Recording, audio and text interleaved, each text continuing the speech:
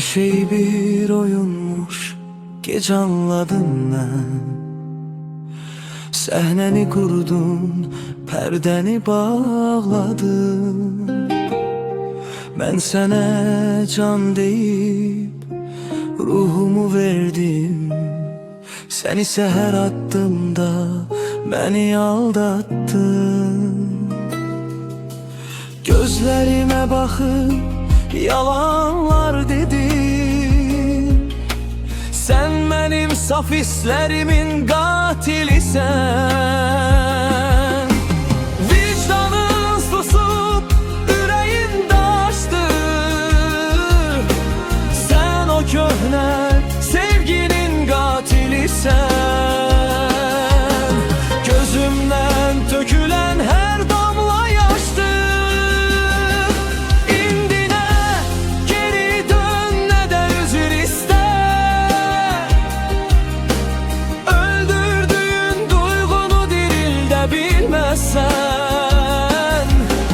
Ben temiz sevmiştim, sen ise kirlettin. Bir ömrü bir anda sen mahvettin. İndi öz yalanlarında boğulacaksan, beni itirdiğin gün sen de yok olacaksan.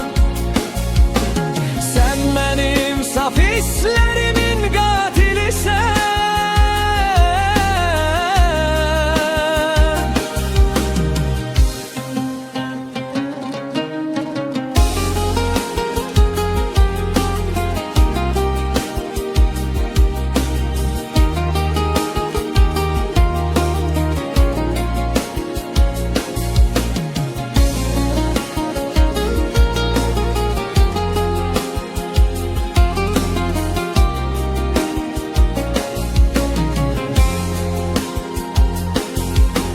Vicdanın susu, yüreğin daştı.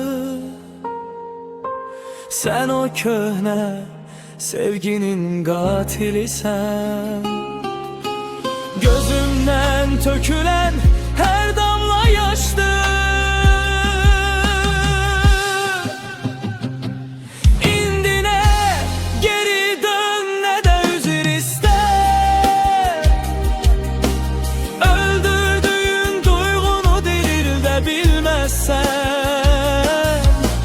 Ben temiz sevmiştim, sen ise kirlettin.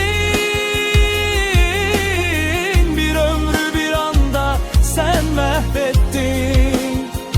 İndi öz yalanlarında boğulacaksan, beni itirdiğin gün sen de yok olacaksan.